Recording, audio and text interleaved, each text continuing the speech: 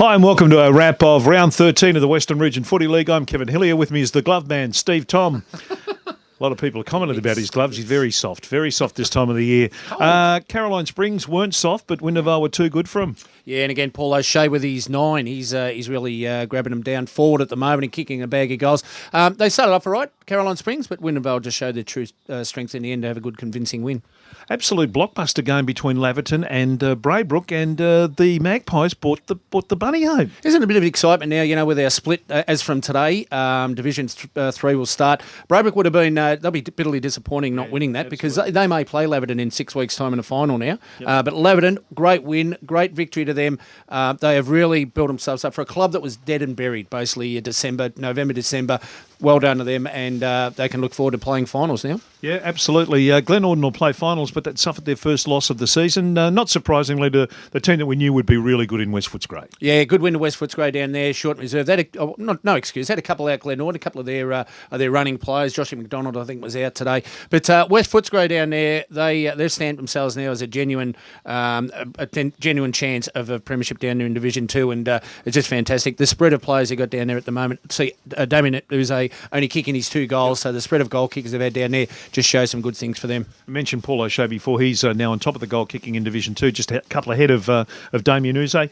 North Footscray had a nail-biting win over Sunny Heights. Look, for North Footscray and Sunny Heights, it's very important for the remainder of the season they get some positives out of it. That win today against for North Footscray against Sunny Heights, always competitive. That just shows that they're on the right track. They've rebuilt. They've re-signed. Coaches are there. They're re-signed. I think X amount, 80% of their playing list for next year. 16 of playing list for next year. So they're definitely on the right track as well. So good win in North Footscray on that one. And we talk about Division 3, which starts officially next week. The split this is the last round where it's a combined competition. It splits after this one. But Albanvale and Tarneit, good win to Albanvale. They'll be playing some finals too. They will be. They're going all right. The Cobras, they'll be pretty happy. They're a club that'll be pretty wrapped with what's going on with this split. And once again, for a club that struggled the last couple of years, they know where they're at. Tarneit, 2 goals today. I mean, I know, don't say that lightly. They're competitive at different stages throughout the game. They just can't finish off, but they just keep plugging away and keep rebuilding for the future.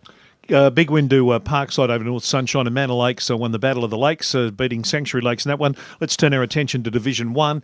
Some great games coming up this weekend, and we'll talk about them later on in the week on the World Wide Web. But the game that we're at Grants Reserve at the moment, the game here today between Altona and Hoppers Crossing, bit of a surprise for a lot of people to see Altona get the points there. They were. Hoppers Crossing were flat today. We've seen them and wrapped them up, and all of a sudden they let us down today just watching them. They just didn't have that, I think I called it last night, Kev, on our Footy in the West preview show. They're pretty to watch, a good side to watch. Today they weren't. Yep. Today they struggled. They took no risks. Altona, on the other hand, were great. They had some great running players. Geordie Robbins, absolutely sensational today through that midfield, kicked 2 goals himself, but just led. He's just grown in his football over the last 12 months. Captain of the club now, and should be pretty proud of himself the way he's heading.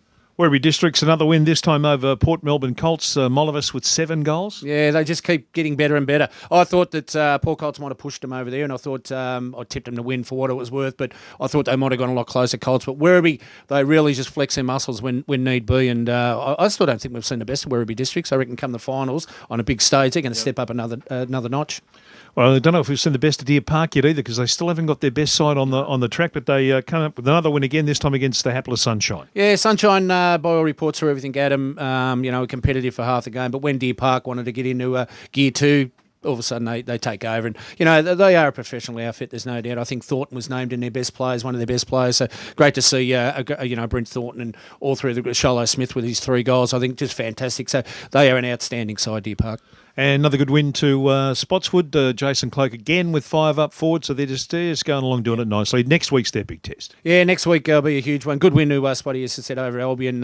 Once again, I hope Albion just don't go through the motions for the remainder of the season with all the young guys they've got. Very important for them to, even if they don't win another one, or they only win 1 or 2 of the remaining 5 games, to be competitive. The kids have still got a lot to learn for 2015 and beyond, so important for them to have a crack. But Spotty, they've just got better and better over the last 4 or 5 5 weeks. And a much improved display, much more competitive display from the Yarraville Seddon Eagles. So they went down to St. Albans, but only by 13 points. Yeah, well done to Yarraville Seddon Eagles. That's what we want to see. Yeah, have a crack, have a red-hot go each week. You know, forget the 4 points sometimes. You'd love to get them, but just make it competitive on the scoreboard. But once again, St. Albans, I'll tell you, they're hot and cold. They just, yeah, they are. They're just keeping their head above water. They've done that for the last couple of years. They're going to play finals. Yep. They come up against, we'll talk about in a quick sec, Hoppers Crossing next week. So it's a big test, a mental stake. They hopefully get a few back from injury. But at the moment, St. Albans, they got the 4 points. I know Marcus Barclay wasn't overexcited when we spoke to him just before on the radio, but they just keep doing what they've got to do, I suppose. All right, that's our wrap of round 13 of the Western Region Footy League. See you soon.